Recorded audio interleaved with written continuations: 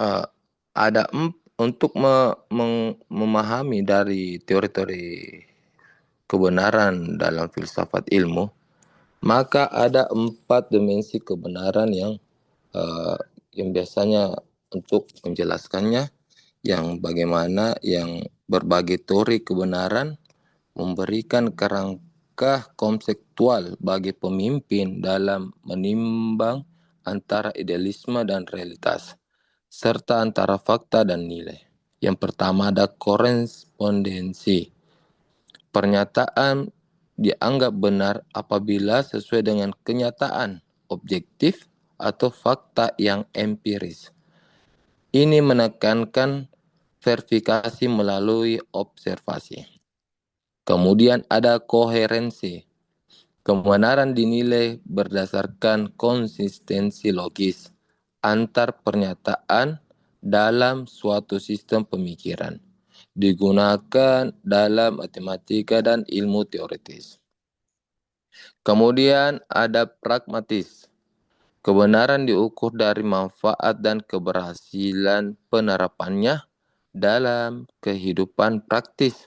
Fokus pada konsekuensi dan efektivitas. Kemudian ada konsensus. Kebenaran adalah hasil dari kesepakatan rasional di antara komunitas ilmiah atau sosial dalam dialog terbuka. Integrasi teori yang melahirkan model kepemimpinan berbasis kebenaran, rasional, dan etis, di mana kebijakan diuji secara empiris, rasional, dan moral. Tujuan dan manfaatnya ya, penulisan ini bertujuan untuk menjelaskan hakikat kebenaran filosofis dan relevansinya terhadap praktik kepemimpinan modern. Tujuan utama penulisan ialah pertama, menjelaskan hakikat kebenaran sebagai dasar pembentukan pengetahuan dan kebijakan yang rasional. Yang kedua, menguraikan teori kebenaran, menganalisis pengaruh terhadap pengambilan keputusan kepemimpinan. Yang ketiga, menganalisis integrasi rasionalitas ilmiah dan moralitas dalam membentuk model kepemimpinan yang etis. Yang keempat, menelaah peran kebenaran sebagai instrumen legitimasi dan penguat moral bagi pemimpin. Manfaat penulisan teoritis, kontribusi pada kajian filsafat ilmu dan nilai ilmiah moral dalam sistem pemerintahan. Teoritis memberikan wawasan bagi pemimpin dan pembuat kebijakan tentang pentingnya rasional. Edukatif menjadi bahan pembelajaran untuk menumbuh sikap kritis, rasional, dan etis menilai kebenaran dan praktik kepemimpinan. Teori kebenaran filsafat memberikan fondasi rasional dan moral bagi praktik kepemimpinan yang berintegritas. Pemimpin harus berintegritas, faktualitas, korespondensi, konsistensi, koherensi, kemanfaat pragmatis, dan keadilan sosial konsensus. Faktualitas, korespondensi menentukan kebijakan berbasis fakta. Konsistensi, koherensi menekankan keselarasan nilai dan tindakan. Kemanfaatan pragmatis mengutamakan dampak nyata bagi masyarakat. Dan keempat, keadilan sosial. Konsensus menegaskan partisipasi publik dan keadilan. Mungkin itu yang saya bisa presentasikan. Saya kembalikan ke forum. Apakah ada yang ingin mau menanggapi?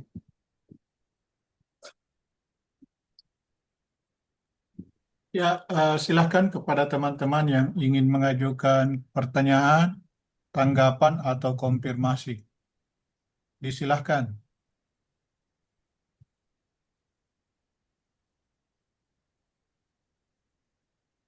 Saya moderator. Ya, silahkan. Baik, jadi di sini sudah dijelaskan bahwa mengenai tentang teori-teori kebenaran dari filsafat ilmu. Lalu kemudian sempat tadi dijelaskan tentang beberapa teori-teori, ini koherensi, korespondensi, dan pragmatis, dan lain-lain. Jadi eh, dalam Islam kita itu sangat menjunjung tinggi yang namanya kepemimpinan. Bahkan kita sendiri itu adalah seorang pemimpin.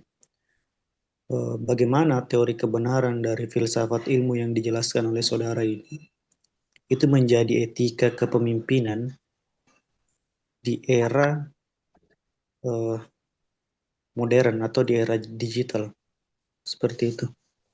Mungkin sekian, saya kembalikan ke moderator. Ya, Hmm, dibantu ya, dibantu pertanyaannya ditulis juga di kolom chat Zoom. Ya, silakan pertanyaan berikutnya. Pertanyaan kedua mungkin dari saya, Pak. Silakan. Langsung saja. eh, Apakah teori korespondensi dapat dipertahankan sebagai teori kebenaran yang independen dan dari konsensus? Apakah teori korespondensi dapat dipertahankan sebagai teori kebenaran yang independen dari konsensus? Kedengaran, Pak? Ya, ya, jelas di surat. Saya bantu tulis di obrolan. Ya. Seperti itu, terima kasih.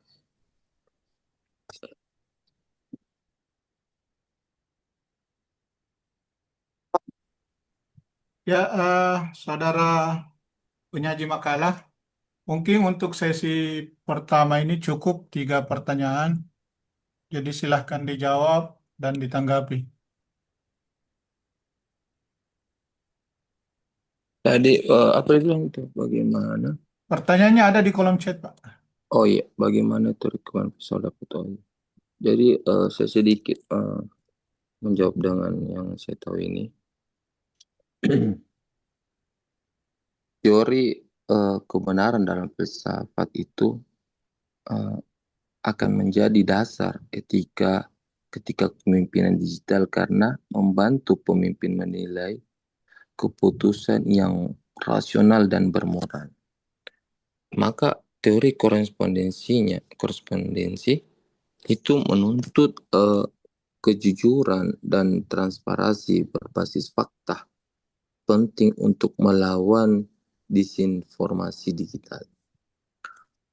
Teori koherensinya menekankan konsistensi antara nilai, ucapan, hmm, tindakan pemimpin sehingga menumbuhkan kepercayaan publik.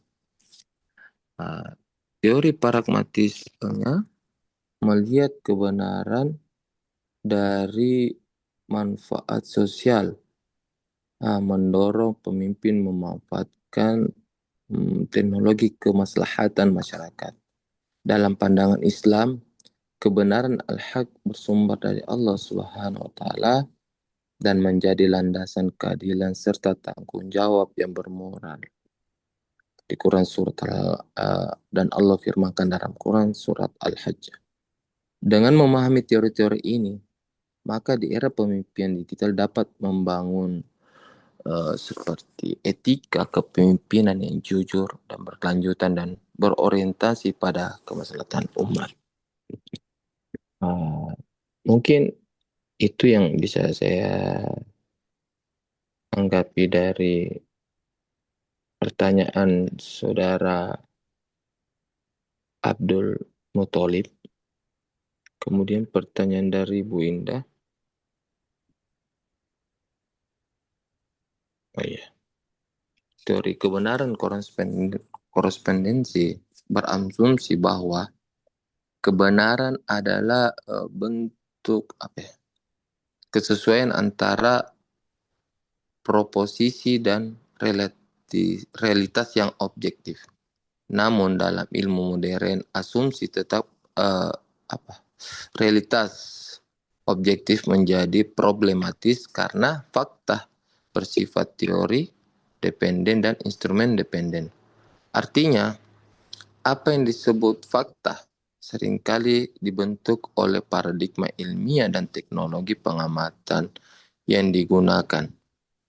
Menurut Thomas Kuhn dan Norwood Hanson, dalam konteks ini, jika realitas yang diacu ternyata bergantung pada kesepakatan komunitas ilmiah, maka teori korespondensi murni kehilangan status independensinya. Karena kebenaran tidak lagi berpandangan dengan realitas eksternal, akan tetapi bisa bergeser menjadi seperti produk konsensus sosial ilmiah. Namun demikian, teori korespondensi masih dapat dipertahankan bila kita menafsirkan seperti realitas secara ontologis moderat, yakni bahwa ada realitas independen di luar konstruksi sosial, tetapi akses manusianya terhadapnya selalu dimediasi oleh teori dan alat. Dalam pandangan ini, ilmiah memang relatif terhadap paradigma.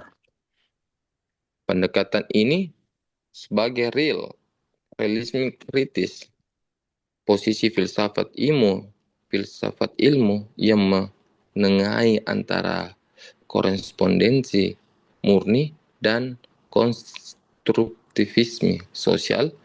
Realisme kritis menyatakan bahwa kebenaran ilmu tetap berkorespondensi dengan realitas, meski pemahaman terhadap seperti realitas tersebut selalu dalam batasan konseptual dan metodologis manusia. Mungkin begitu yang saya tanggapi menjawab dari pertanyaan Ibu Indah. Ya, pertanyaan ketiga atau baru 2 pertanyaan ya?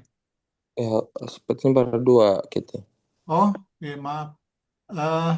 Silakan bagi teman-teman yang ingin mengajukan pertanyaan. Atau ada tanggapan dari jawaban yang telah diberikan Pak Sadino?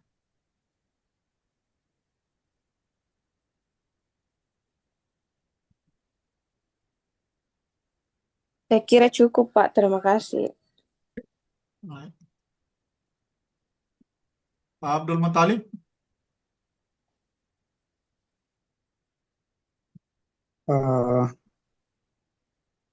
Mungkin sudah sangat jelas ya dari penjelasan dari korespondensinya, koherensinya, lalu kemudian tadi dijelaskan juga tentang pragmatis ya. Alhamdulillah. Terima kasih kepada pemateri. Saya serahkan kembali ke moderator. Oke, silakan bagi teman-teman yang ingin mengajukan pertanyaan. Pak Arjun, Bu Tuti, Izin moderator. ya silakan. Baik, terima kasih atas kesempatannya. Pertanyaannya, dari beberapa teori yang kemudian diuraikan tadi oleh pemateri,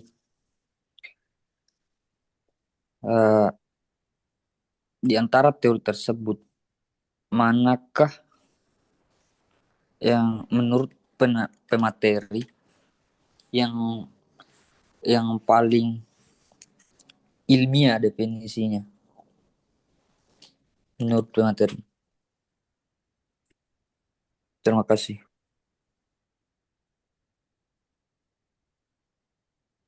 Saya kembalikan kepada moderator. Ya, mohon Pak Arjun dituliskan juga pertanyaannya di kolom chat. Iya, siap. Ya, silakan. Barangkali pertanyaan berikutnya dari Tuti atau dari saya dulu. Oh ya, baik. Ya, silakan. Silakan Bu Tuti. Oh ya, terima kasih. Jadi ada pun pertanyaan saya. Langsung saja, bagaimana filsafat kebenaran dapat diterapkan dalam pendidikan modern seperti sekarang ini, khususnya dalam membentuk kemampuan berpikir kritis siswa agar mereka mampu menilai informasi secara objektif. Itu saja. Saya kembalikan ke moderator. Ya, mohon dibantu juga ya, dituliskan pertanyaannya di kolom chat Zoom.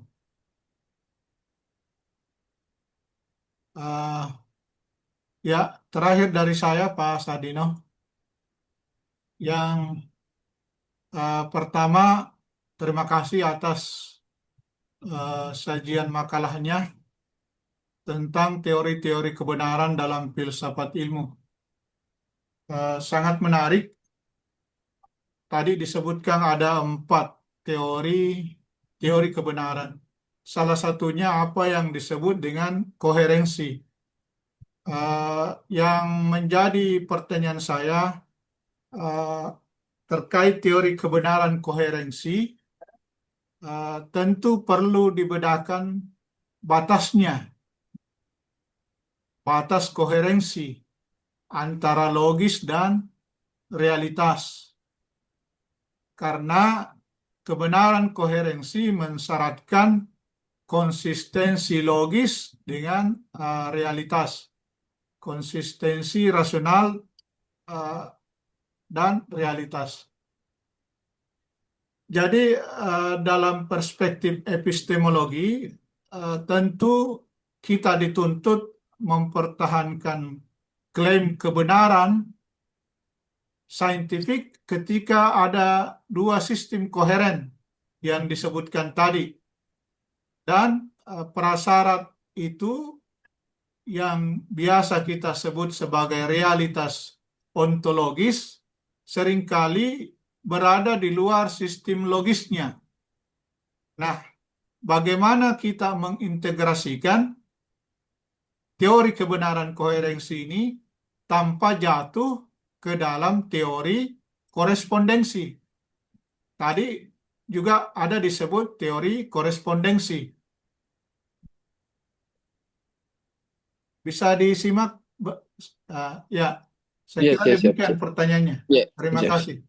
Ya, ya, terima kasih sudah memberikan pertanyaan. Mungkin saya bisa jawab dengan seadanya dulu. Saya jawab dulu dari Saudara Arjo Marendeng yang pertanyaannya, dari berapa teori kebenaran dalam filsafat ilmu, teori mana yang pemateri berasnya dan lebih ilmu? Menurut saya, teori kebenaran yang paling rasional dan ilmiah adalah teori korespondensi. Karena teori ini menilai kebenaran berdasarkan kesesuaian antara pernyataan dan realitas yang empiris. Pendekatan ini sesuai dengan metode ilmiah yang menuntut bukti dan verifikasi. Tokoh pendukungnya antara seperti Aristoteles dan Bertrand Russell yang menegaskan bahwa suatu pernyataan dianggap benar bila fakta di dunia nyata dan mendukungnya. Jadi kesimpulan saya untuk menjawab dari pertanyaan Saudara Arjun ialah teori paling kebenaran secara rasional dan ilmiah itu dalam filsafat ilmu adalah teori korespondensi. Karena menekankan kesesuaian antara pernyataan dan realitas objektif yang dapat tujui melalui pengalaman dan bukti empiris. Pandangan ini sejalan dengan prinsip ilmiah dalam Islam yang menekankan pencarian kebenaran melalui akal dan pengamatan terhadap ciptaan Allah. Tokoh filsafat Islam seperti Al-Farabi dan Ibnu Sina juga menegaskan bahwa kebenaran diperoleh melalui kesesuaian antara akal dan realitas. Bahwa sementara Al-Ghazali menekankan bahwa kebenaran sejati harus berakar pada kesesuaian antara akal dan wahyu pengalaman spiritual. Dengan demikian, teori korespondensi bukan hanya rasional secara ilmiah, tetapi juga sejalan dengan tradisi keilmuan Islam yang menempatkan akal dan realitas sebagai sarana untuk mengenal kebenaran hakiki dari Tuhan. Mungkin begitu saja yang saya jawab dari saudara Abdul Muthalib. Saudara Arjung, siapa tahu ada yang mau ditambahkan. Terus saya lanjut dari pertanyaan Tuti.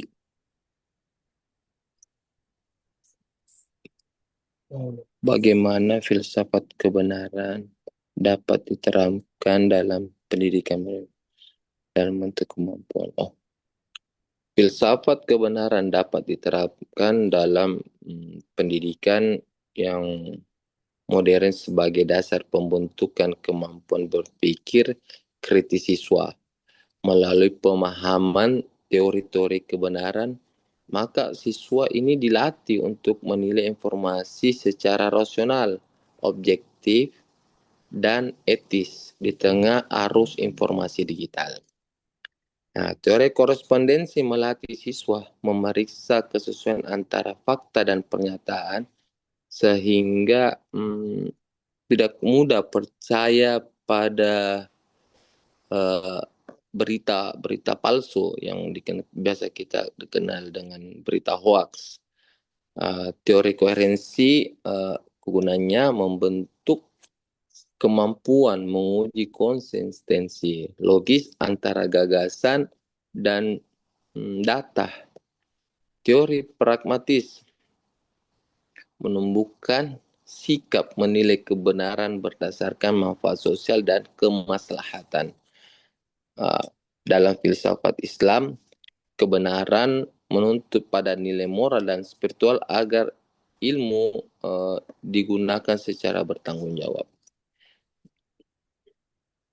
Dengan penerapan filsafat kebenaran, pendidikan modern tidak hanya menanamkan pengetahuan, tetapi juga membentuk siswa yang kritis, jujur, dan bijak dalam menilai realitas serta informasi digital. Mungkin begitu yang saya bisa jawab Bu Tuti. Pertanyaan yang ketiga dari Muhammad Farid Rajidi. Pertanyaan saya terkait koherensi bukannya untuk membedakan sistem yang sekadar konsisten logis dan logis benar memiliki keterkaitan. Seringkali teori kebenaran koherensi mensyaratkan dalam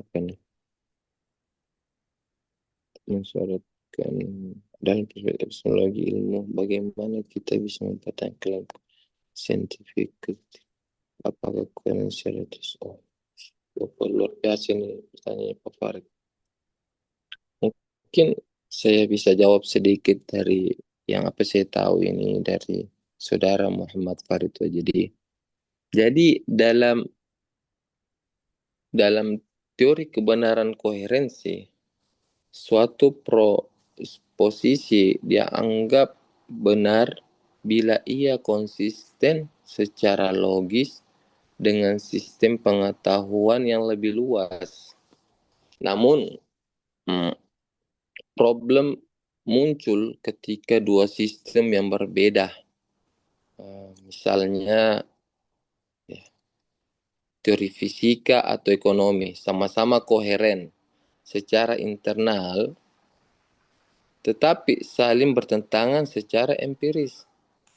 Jadi, untuk mempertahankan klaim kebenaran saintifik, filsafat ilmu modern menekankan bahwa koherensi saja tidak cukup tanpa mempertimbangkan dimensi ontologis realitas.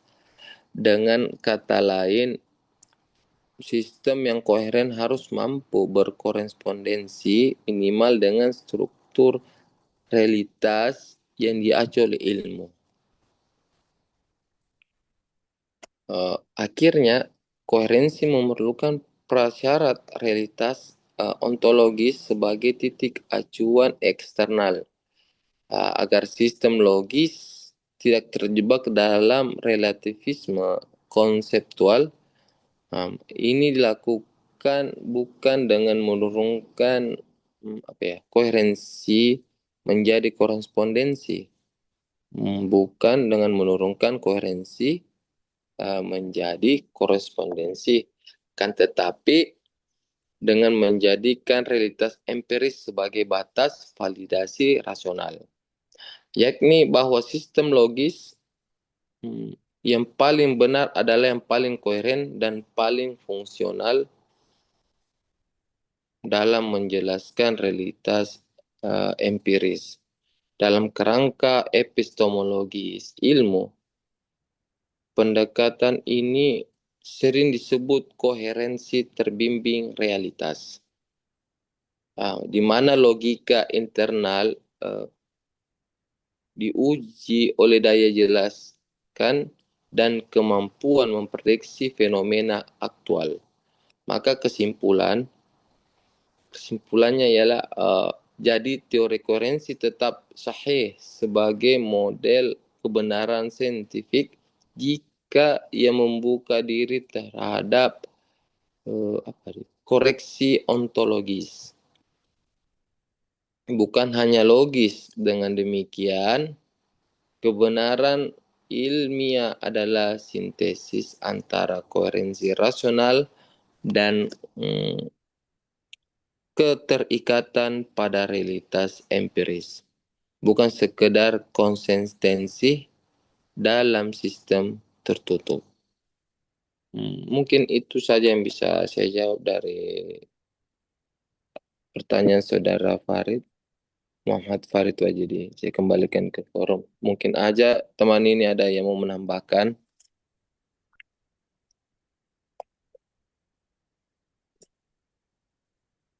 Ya, terima kasih tanggapan dari saudara penyaji makalah Pak Sahdino. Tapi Prof, dari semua teman sudah ada yang bertanya. Ya, Ya, semua teman sudah bertanya, Prof. sudah bertanya di. Ya, dan tadi mungkin sudah dimonitor juga oleh Pak Prof. Ya, ya. Jadi mungkin saat ini yang kami butuhkan adalah tambahan sekaligus pencerahan melengkapi apa yang telah dijawab oleh saudara Pak Sadino. Siapa pemakalah tadi? Pak Sadino, Prof. Sadina di. Penanya siapa lagi tadi? Pak Arjum. Arjung, ada semua sudah bertanya, Prof. Ada Tuti. Iya, ada Tuti, Prof. Semua hadir, Ada Prof. Indah Abdul Muthalib. Siapa lagi? Indah Sari Dewi. Prof. Indah Sari Dewi. Terakhir Pak Muthalib ya? Terakhir saya tadi, Prof. Oh ya. Ya, baik.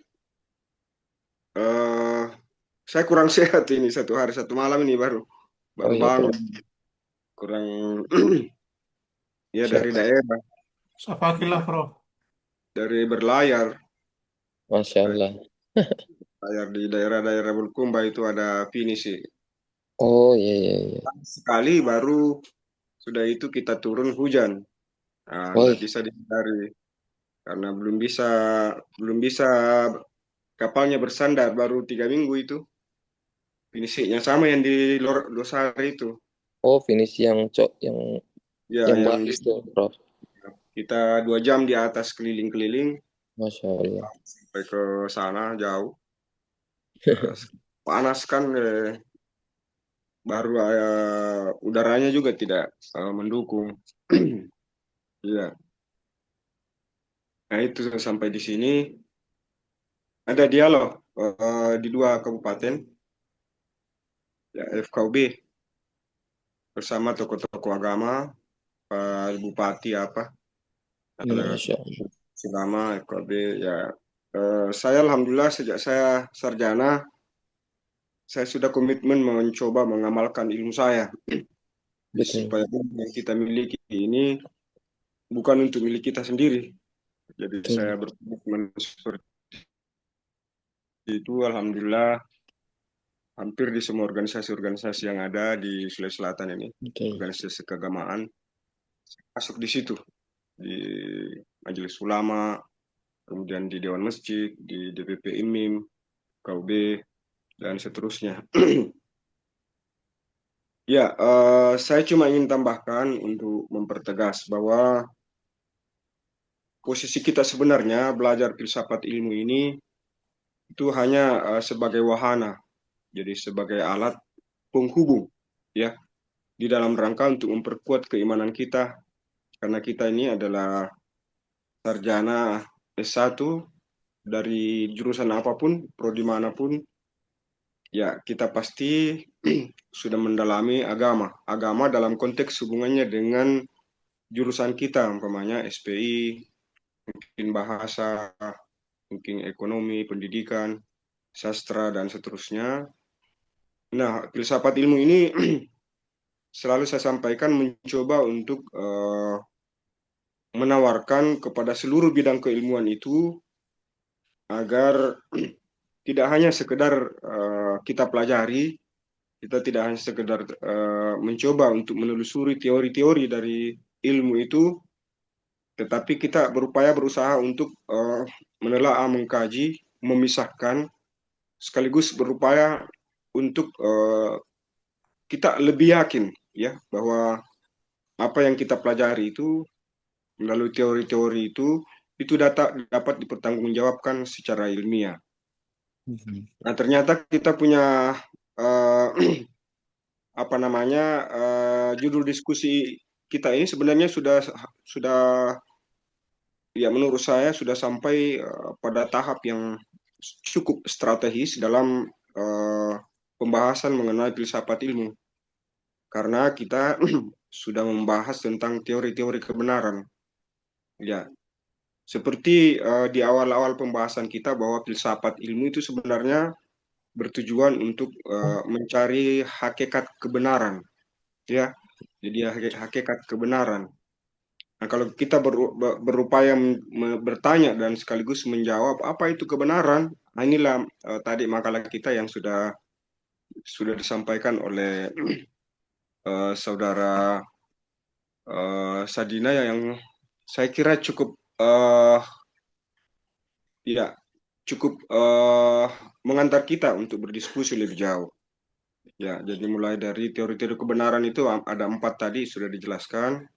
Yang pertama ya korespondensi, kemudian koherensi, kemudian ada apalagi tadi pragmatis dan ya apalagi terakhir itu ada 4 itu. Ya, saya ingin tambahkan sedikit supaya kita tidak terlalu larut dalam apa namanya mengagung-agungkan akal lalu kita lepas kendali dalam keyakinan agama. Itu sebabnya ada judul makalah kita hubungan antara ilmu filsafat dan agama. Sudah dibahas mungkin ya, belum? Belum. Ya. Saya sering sampaikan dan saya selalu selama beberapa minggu terakhir ini saya selalu khutbah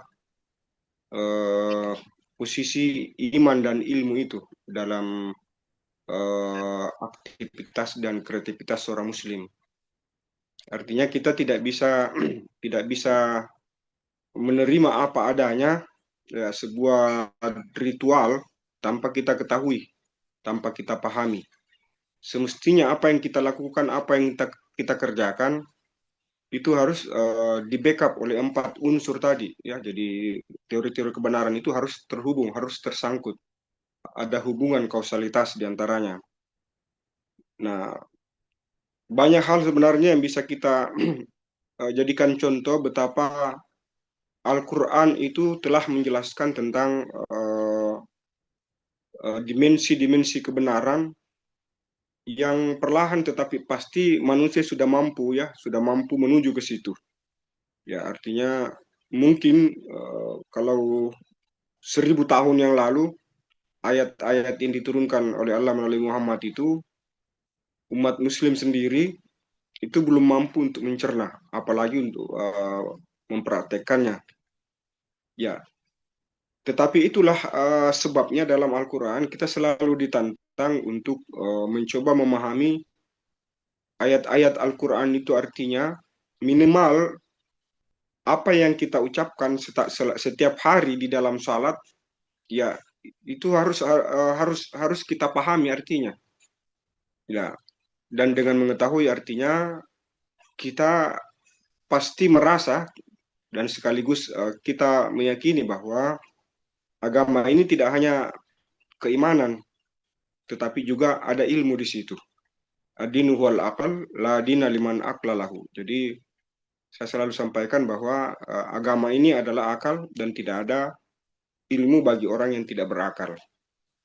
Jadi yang tidak berakal di sini maksudnya adalah yang tidak berfungsi akalnya. Macam-macam manusia yang tidak berfungsi akalnya, mereka inilah yang dibebaskan untuk tidak melaksanakan syariat Islam. Perlahan tetapi pasti, ya dalam konteks kehidupan kita, tentu kita tidak bisa monoton, kita tidak bisa stagnan. Kita harus berusaha untuk jauh melompat ke depan. Itu sebabnya di S1 ya bisa kita rasakan sendiri waktu kita kuliah S1 dan kemudian kita lanjut S2, di pertemuan keberapa ini saya kira mudah-mudahan seperti apa juga yang saya rasakan, bahwa untuk kelas ini saya menilai luar biasa perkembangannya, diskusinya. Ya, selain sudah berusaha untuk membawakan makalah terakhir Sadina ini, bukan hanya sekedar mempresentasikan makalahnya, tetapi juga sudah bisa menjawab seluruh pertanyaan-pertanyaan teman-teman. Ini artinya apa? Ya, connect itu antara apa yang ditanyakan dan apa yang sudah dipahami oleh Sadina. Itu sebabnya saya selalu sampaikan kalau bisa seluruh penanya itu dicatat namanya yang bertanya, lalu kemudian apa pertanyaannya, lalu terakhir apa jawaban dari pemakalah, karena ini salah satu komponen penilaian saya. Itu yang yang pertama. Kemudian yang kedua, ya seperti kita pahami bahwa Al-Quran ini ya termasuk hadis, tidak ada yang bertentangan dengan akal. Tadi sudah disampaikan oleh pemakalah bahwa bagi Imam Al-Ghazali kebenaran mutlak itu berasal dari wahyu. Ya, jadi secara transendental seseorang mampu mengetahui, memahami kebenaran itu ya setelah mencoba menelusuri tentang wahyu Al-Quran. Begitu juga hadis. Tetapi banyak ayat-ayat yang mungkin belum mampu kita telah kaji dan seterusnya. Tetapi di beberapa abad terakhir ini, mulai dari abad 18, 19 sampai ke abad 20, 21 nanti, insyaallah manusia sudah mampu untuk mengetahui tentang ayat-ayat Al-Quran ya. Katakanlah umpamanya beberapa ayat yang biasa kita baca, umpamanya dalam surat Qaf ayat 6, afala yanzuru ila samai fawqahum kaifa bainaha wa zayyanaha wa ma laha min furuj. Apakah mereka tidak melihat ke langit di atas mereka, bagaimana kami meninggikan dan menghiasinya, dan tidak ada retak-retak sedikit pun padanya. Wah, ini ayat ini luar biasa. Jadi kita ditantang bagaimana kita berusaha untuk menggunakan nalar kita, ya seperti tawaran dari Imam Al-Ghazali tadi, bahwa kebenaran mutlak itu ada pada Tuhan, pada wahyu. Dan kalau kita bicara tentang wahyu ya berarti Al-Quran, ya sebagai yang kita jadikan sebagai landasan. Nah, ternyata beberapa dekade terakhir ini manusia sudah mampu untuk menjelaskan sampai detail-detailnya tentang apa yang terdapat di langit ya, di langit. Bahkan bagaimana para ilmuwan-ilmuwan baik kaum muslimin maupun yang non muslim itu mereka telah secara objektif menjelaskan adanya ya ada kata-kata di sini ya, tidak ada retak-retak sedikit pun. Jadi tidak ada retak-retak sedikit pun padahal dia ada di atas. Ya, dia tidak bisa kita bandingkan seperti palpon umpamanya. Kita tidak bisa bandingkan seperti seng umpamanya. Kita tidak bisa membandingkan seperti atap yang ada di atas kita. Nah, ini saya kira menjadi tantangan bagi kita kaum muslimin bahwa kita tidak cukup hanya menghabiskan waktu memikirkan tentang apa-apa yang kita injak ini, yang kita rasakan di bumi ini. Banyak hal yang perlu kita cari tahu, ya terutama langit-langit itu. Ya ternyata kan langit dan ini sudah disepakati oleh umat manusia, para ilmuwan sejak dahulu kala sampai sekarang. Tidak ada satupun ilmuwan yang menolak bahwa ternyata langit itu terdiri atas 7 lapis. Ya, kita lihat dalam surat Nuh umpamanya ayat 15. Alam taro kaifa khalaqa sab'a samawati tibaqa. Tidakkah kamu perhatikan bagaimana Allah menciptakan 7 langit yang berlapis-lapis? Jadi ayat Al-Quran dalam surat Nuh 15 ini tidak ada satupun ilmuwan, ya tidak ada pun salah satu peneliti, ya katakanlah seorang astronot yang membantah bahwa langit itu terdiri atas 7 lapis, ya jadi 7 lapis ke atas. Bahkan sudah ada yang bisa memperkirakan lapisan yang paling pertama di bawah kita ini yang paling dekat, itu jaraknya sampai lapisan kedua, ya manusia sudah bisa mampu menjelaskan itu. Ya, yang pertanyaannya kemudian adalah di lapisan pertama ke lapisan kedua apa yang mengantara itu? Ya, kalau kita ibaratkan barangkali seperti kue lapis, ya jadi berlapis-lapis tetapi dia tetap menyatu. Yaitu kue lapis itu kita mungkin seperti itu. Nah, itu tapi ilmuwan secara tekun, secara ilmiah menghabiskan waktunya untuk berusaha mengungkap tentang fenomena-fenomena alam yang ada di atas, lalu kemudian membuktikannya ya, jadi membuktikannya. Saya pernah membaca sebuah buku ya, judulnya itu Mukjizat Ilmiah di Bumi dan Luar Angkasa, dikarang oleh Yusuf Al-Hajj Ahmad. Nah, ternyata buku itu mencoba merangkum ya sejak 20 tahun yang lalu sejak 20 tahun lalu dia sudah mulai merangkum itu penemuan-penemuan ilmiah yang diperoleh manusia. Dia telah kaji, dia mencari tahu di mana-mana referensi itu ada. Ya, pokoknya apakah itu dalam bahasa Inggris, dalam bahasa Arab, dalam bahasa Sanskerta, dalam bahasa Spanyol dan seterusnya. Dia berusaha untuk merangkum itu, dan dia berkesimpulan bahwa ternyata para peneliti, ilmuwan-ilmuwan sejagat raya ini itu sependapat dan sepaham tentang apa-apa yang terdapat di dalam Al-Quran. Hanya saja di antara mereka ada yang sudah dapat petunjuk, ya, sudah dapat petunjuk dari Allah Subhanahu Wa Taala, tetapi masih banyak juga yang enggan untuk mengucapkan 2 kalimat syahadat. Ya, tentu saja ini karena belum dapat dapat petunjuk dari Allah Subhanahu Wa Taala. Banyak sekali ayat-ayat yang saya kira kita bisa lihat betapa Al-Quran ini menjelaskan tentang bukti-bukti kebenaran yang tak terbantahkan. Ya, dan tentu juga berfokus pada 4 dimensi tadi, pada 4 dasar tadi, ya, pada 4 komponen tadi. Saya membaca ada sebuah hadis yang diriwayatkan oleh Bukhari Muslim kalau saya tidak salah itu, dan saya juga sering bertanya itu ya.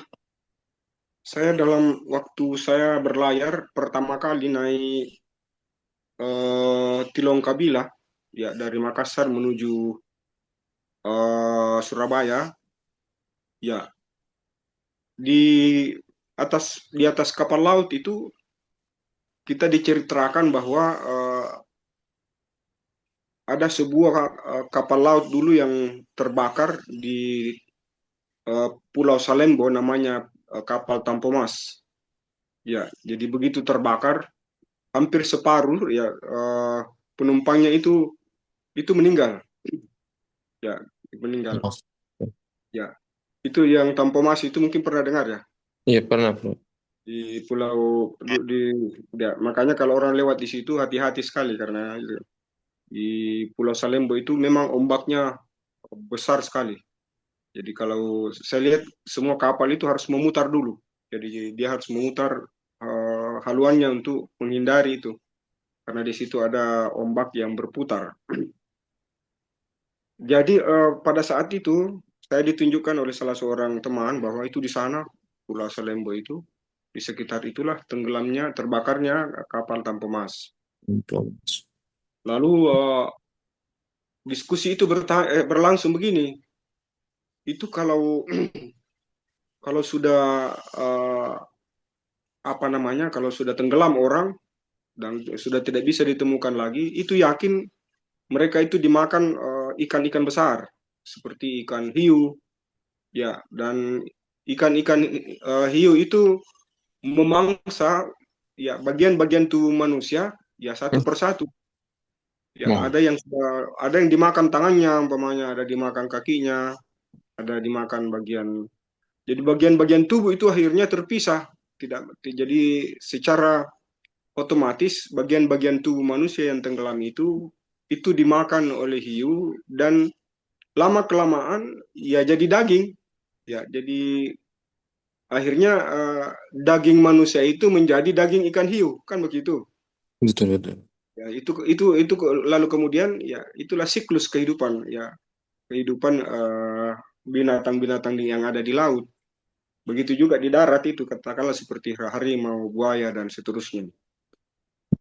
Saya waktu itu muncul pertanyaan di benak saya sebagai mahasiswa. Waktu itu saya mahasiswa S1 tahun 79 dan kita berlayar tahun 83. Ya, itu sudah kita diskusikan di atas kapal. Kita ada 4 orang dari berbagai fakultas. Saya dari Usuludin, ada dari Syariah, ada dari Adab, dan ada dari Tarbiyah. Semuanya kita aktivis ya. Jadi ketua-ketua senat atau ketua dema. Lalu saya sendiri yang memulai bertanya itu, kira-kira itu bagaimana caranya disatukan itu kembali, itu manusia yang sudah terpisah-pisah itu. Jadi artinya rasio saya jalan kan. Jadi rasio saya tidak mampu untuk memikirkan itu, apalagi mengungkapkan, menjelaskan tentang ya bagaimana manusia yang sudah terpisah-pisah tubuhnya itu, kalau di kuburan kan masih utuh kan, artinya tinggal tulang-tulang umpamanya, tetapi kan masih utuh. Tapi ini mereka ini yang sudah tenggelam di dasar laut dan seterusnya. Lalu hanya satu jawaban yang sempat saya dengar hari itu, ya teman dari, kalau saya sadar dari Adab, Pak Hakim kayaknya namanya, Pak Hakim, dia ketua senat di Adab dulu, dia bilang, ya itu tidak ada yang susah bagi Tuhan. Jadi saya bilang saya tidak mau jawaban itu, harus dijelaskan dulu. Orang berpikir diskusi, akhirnya tidak ada jawaban yang lain kecuali memang kembali kepada kehendak Tuhan. Karena tidak bisa dirasionalkan bagaimana itu. Ya. Lalu setelah kita kembali ke darat, kembali ke Makassar maksud saya, ya kita ya masing-masing kembali ke fakultas, dan tetapi saya saya menyimpang ya, penasaran saya itu bagaimana itu orang di laut ya, di laut itu, ya bagaimana Allah bisa membangkitkan kembali. Betul. Pada suatu ketika saya bertanya langsung pada seorang dosen saya, dosen bahasa Arab, ya yang kebetulan saya diajar bahasa Arab itu meskipun saya di Suludin, namanya Kiai Haji Mustafa Nuri. LAC, kalau orang adab itu tahu betul, beliau pernah mantan dekan Fakultas Adab. Lalu dia tuliskan saya sebuah hadis. Wah, ini itu yang saya tidak bisa lupa. Ya, hadisnya itu an Abi Hurairah radhiyallahu anhu qala Rasulullah sallallahu alaihi wasallam, Sallallahu alaihi wasallam. kullu ibnu adama ya'kuluhu turab illa ajabaz zunubi minhu khulika wa fihi yurakkabu. Muttafaqun alaih. Artinya hadis ini disepakati oleh seluruh periwayat. Yang artinya seluruh bagian tubuh anak Adam akan dimakan tanah. Jadi akan dimakan tanah. Termasuk di dalamnya tentu yang dimakan ikan itu tadi. Ya. Kecuali tulang ekornya. Nah, kecuali tulang ekor.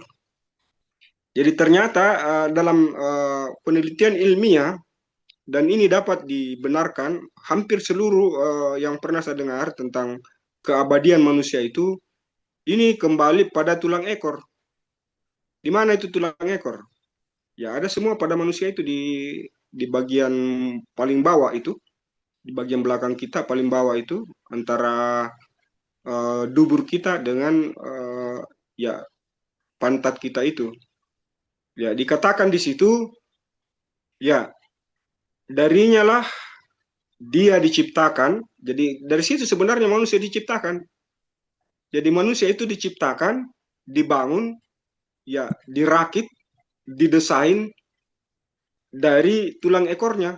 Jadi kalau saya menanggapi hadis ini, ya karena dia sahih, berarti manusia itu yang pertama dulu diciptakan itu tulang ekornya. Ya, karena hadis itu mengatakan darinya lah ia diciptakan, dan dengannya lah ia dirakit kembali. Jadi dirakit kembali. Nah sekarang pertanyaannya, kalau orang yang sudah dimakan ikan hiu, ya yakin dan percaya bahwa dimanapun mereka berada, pada saat pada saat manusia semua dibangkitkan kembali, maka secara spontan, ya identitasnya seperti semula, ya. Jadi mulai dari ujung rambutnya sampai ujung kakinya, namanya, bentuk fisiknya, latar belakang etnisnya, dan seterusnya, agamanya, dan seterusnya, semua itu akan terungkap, ya diungkapkan oleh Allah Subhanahu wa Ta'ala pada hari pembangkitan nanti melalui itu. Nah, ini sebuah hadis yang saya kira perlu kita hafal, karena ini menjadi bahan untuk bisa kita sampaikan terutama kalau kita mau balik, ya kalau kita pendakwah, ya kalau kita khutbah, bahwa salah satu hadis yang dapat diterima secara ilmiah itu ya hadis yang seperti yang kita katakan tadi. Nah, ini baru beberapa ayat ya, dan satu hadis yang saya sampaikan. Belum kita berbicara tentang peristiwa Isra Mi'raj umpamanya. Ya, belum kita berbicara tentang siapa yang gua Ashabul Kahfi itu yang sampai tidur 309 tahun. Nah, sekarang ternyata bisa dibuktikan secara ilmiah. Ya, bisa dibuktikan secara ilmiah. Saya alhamdulillah setelah saya menelusuri perjalanan dari Mesir, melihat langsung Fir'aun, wah itu saya semakin yakin dan percaya bahwa apa yang terdapat dalam Al-Quran, bahwa jasad Fir'aun ini akan terpelihara hingga akhir zaman, sehingga menjadi pelajaran bagi orang-orang yang datang kemudian. Wah itu luar biasa, saya menetes air mata saya, luar biasa ini apa yang terdapat dalam Al-Quran ini. Saya saksikan dengan mata saya betapa Fir'aun masih ada jasadnya sampai sekarang. Padahal dia tenggelam di laut lepas kan begitu. Kenapa bisa ditemukan? Ya, kenapa bisa ditemukan, dan yang menemukan itu kan dalam sejarah bukan orang Islam. Baru dibawa naik ke darat, sekarang dijadikan sebagai, ada 12 jasad di situ, ada 12 jasad di situ di museum di Mesir itu. Nah, kita menyeberang, ya terakhir itu kita ke Yordania. Di Yordania itu kita memasuki Gua Ashabul Kahfi itu. Ya, ada 3 kesimpulan yang rasional menurut saya, sehingga peristiwa Gua Ashabil Kahfi itu menurut saya sendiri dapat diterima secara rasional. Ya, yang pertama, umur manusia pada masa itu, terutama pada masa umat mulai dari Adam, Nabi Nuh, Nabi Musa dan seterusnya, itu masih berkisar 1900-800 tahun. Nah, itu yang pertama. Ya. Jadi kalau orang tertidur umpamanya 300 tahun, masih ada bonusnya 500 tahun. Ya, hidupnya sebelum maupun sesudahnya. Ya, jadi saya saya berpikir ke situ saja, bahwa ini belum kita kembalikan kepada Tuhan, ya. Belum kembalikan kepada Tuhan. Kemudian yang kedua, kita masuk di Gua Ashabul Kahfi itu, jangan dibayangkan bahwa Gua Ashabul Kahfi itu pengap, itu panas, ya, itu gelap. Ternyata Gua Ashabul Kahfi itu indah sekali di dalamnya, ya, seperti sebuah sebuah kamar yang didesain sedemikian indah, ya, di dinding-dindingnya itu seperti diukir berwarna coklat, ya, coklat muda. Lalu ada semacam ukiran-ukiran itu kayak bekas-bekas, kayak seperti di leang-leang itu kalau kita lihat, ya. Nah, di bawahnya itu, ya, itu dingin sekali. Jadi kalau kita di dalam, kalau kita injak anunya di dalam itu, temboknya itu dingin sekali. Masya Allah. Dan di sebelah barat ternyata ada semacam ventilasi. Jadi semacam ventilasi itu kurang, kalau saya tanya berapa itu lebarnya itu, dia bilang sekitar 2 meter kali 1,5. Jadi 2 meter kali 1,5 meter. Itu di sebelah barat. Begitu juga di sebelah timur, persis itu. Jadi ada jendela, ada semacam, ya, tempat jalur udara masuk. Nah, ternyata disitulah tumbuh berbagai macam pohon-pohon dulu, ya, pohon-pohon yang ternyata pohon itu juga mengandung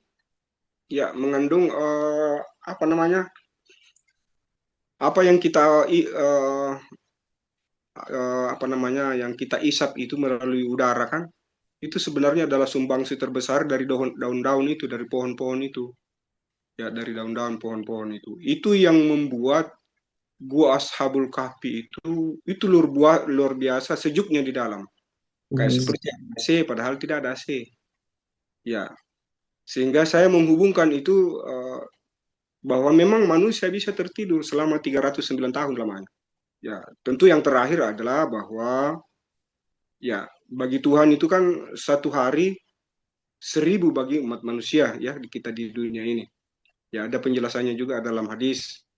Ya, itu. Jadi saya mencoba untuk menghubungkan dengan 3 analisis tadi, alasan saya tadi, ya, sehingga saya berkesimpulan bahwa ini betul-betul terjadi. Ya, jadi orang tidur memang betul-betul terjadi 309 tahun. Jangan kita bawa kepada umat Nabi Muhammad yang hanya 70, paling tinggi 80, mungkin 90. Tapi kita tengok, ya, bagaimana sejarah para nabi-nabi itu yang umurnya panjang-panjang. Nabi Adam sendiri hampir 1000 tahun. Nabi Nuh 950, Nabi Musa ya sekitar 800-an juga, dan seterusnya ke bawah. Nanti terakhir Nabi Muhammad ini yang pendek-pendek umurnya. Ya, dalam cerita atau dalam sejarah, kenapa umat Nabi Muhammad itu tidak terlalu panjang? Ya, banyak analisisnya di sana. Banyak analisisnya yang luar biasa. Karena Nabi Muhammad ini adalah penghulu para nabi. umatnya itu diberi kelebihan. Salah satu kelebihannya itulah pendek-pendek umurnya. Kenapa? Supaya tidak banyak dosanya. Itu satu jawaban juga ya. Jadi itu juga satu jawaban menurut saya juga bisa diterima oleh akal. Ya, meskipun mungkin ya banyak orang yang panjang usianya, ya, tetapi juga banyak amalnya. Tetapi bagi mereka yang kufur, bagi mereka yang membelakangi kebenaran, ya itu jangan dibiarkanlah terlalu lama supaya pada saatnya nanti kaum muslimin bisa masuk surga semua.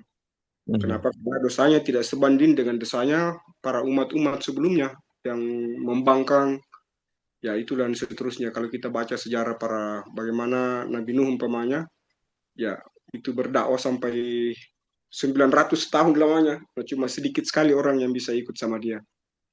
Ya, jadi itu kita mencoba menghubungkan antara materi kita filsafat ilmu ini tentang teori-teori kebenaran dengan mencoba untuk menjadikan Al-Quran ini sebagai rujukan.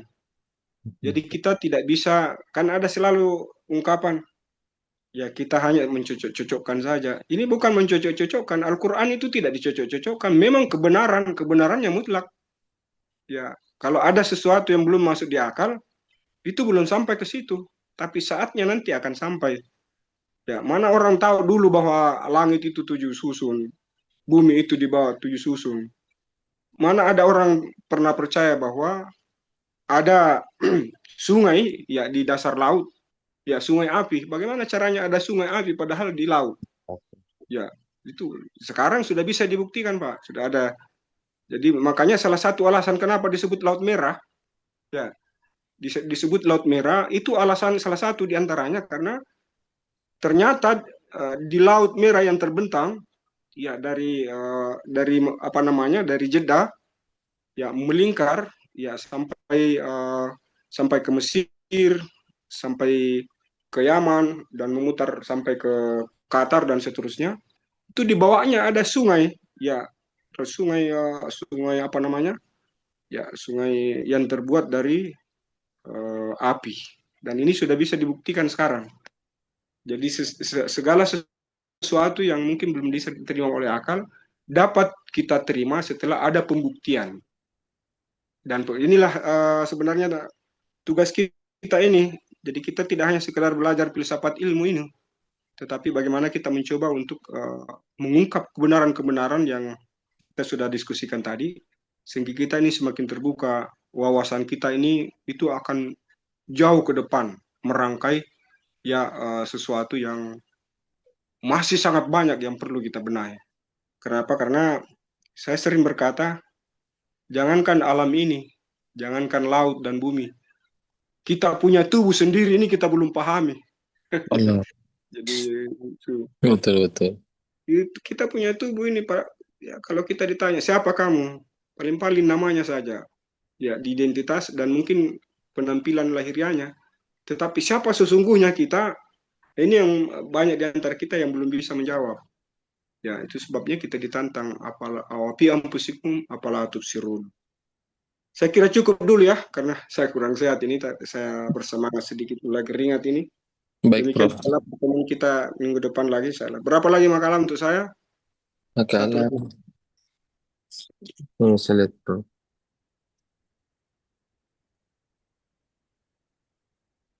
Oh, sisa satu, Prof. Oh, satu lagi. Ya. Iya, sisa Indasari Dewi, Prof.